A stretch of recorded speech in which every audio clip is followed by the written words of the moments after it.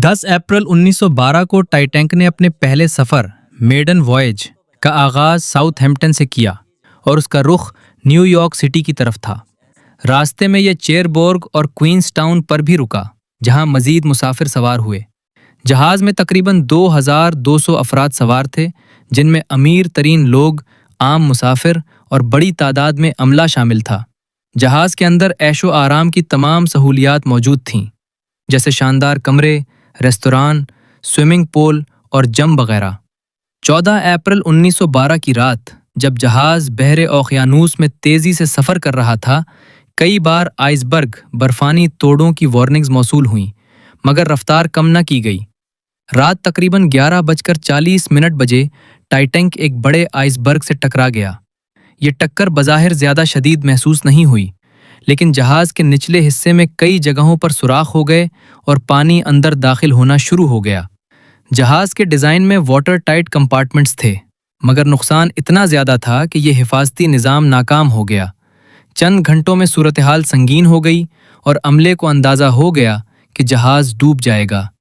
मुसाफिरों को life boats में बिठाना शुरू किया गया, मगर बदकिस्मती से लाइफ बोट्स की तादाद कम थी और इब्तदा में बहुत सी बोट्स आधी खाली ही रवाना हो गईं। जहाज़ पर पहले ख़वातीन और बच्चों को बचाया जाए का उसूल अपनाया गया, जिसकी वजह से कई मर्द पीछे रह गए।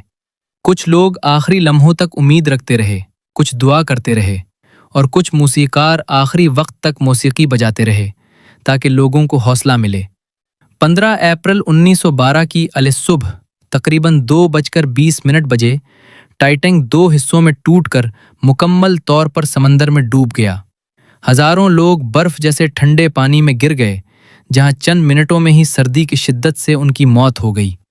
इस हादसे में तकरीबन 1500 अफराद हलाक हो गए, जबकि सिर्फ 700 के करीब अफराद बचाए जा सके।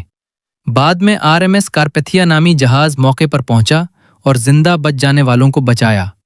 इस सानहे ने पूरी दुनिया को हिला कर रख दिया और समंदरी कवानीन में बड़ी तब्दीलियां लाई गईं, जैसे हर जहाज़ पर काफ़ी तादाद में लाइफ बोट्स रखना और आइसबर्ग की निगरानी का बेहतर निज़ाम कायम करना। टाइटैनिक की कहानी आज भी इंसानी गुरूर, टेक्नोलॉजी पर अंधे एतमाद और कुदरत की ताकत की एक बड़ी मिसाल के तौर पर याद की जाती है, और ये हमें सिखाती है कि एहतियात, मंसूबाबंदी और आजिज़ी हमेशा ज़रूरी हैं। Second world war. जापान और अमेरिका एक दूसरे के खिलाफ लड़ रहे थे। 7 दिसंबर 1941 को जापान ने अमरीकी बहरी अड्डे अटैक ऑन पर्ल हार्बर पर हमला किया, जिसके बाद अमेरिका बाकायदा तौर पर जंग में शामिल हो गया। जंग के इख्तिताम तक जापान कमज़ोर हो चुका था, लेकिन वो हथियार डालने पर आमादा नहीं था। अमेरिका चाहता था कि जंग जल्द ख़त्म हो ताकि मज़ीद जानी नुकसान ना हो। अमेरिका ने एक खुफिया मंसूबा शुरू किया, जिसे मैनहट्टन प्रोजेक्ट कहा जाता है। इस मंसूबे के तहत साइंसदानों ने पहली बार एटम बम तैयार किया, जो इंतहाई ताकतवर और तबाहकुन हथियार था। हिरोशिमा पर हमला 6 अगस्त 1945 को अमेरिका ने जापान के शहर हिरोशिमा पर पहला एटम बम गिराया। ये बम कहलाता था। बम गिरने के फौरन बाद हज़ारों लोग हलाक हो गए और शहर का बड़ा हिस्सा तबाह हो गया।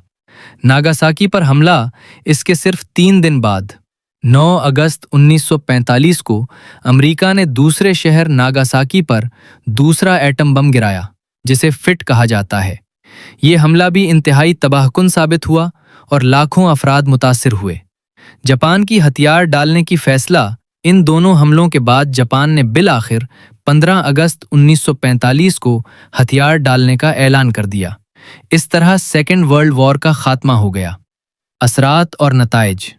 लाखों लोग फौरी तौर पर या बाद में तापकारी की वजह से हलाक हुए।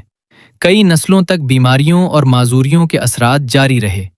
दुनिया को एटमी हथियारों की खतरनाक ताकत का अंदाज़ा हुआ।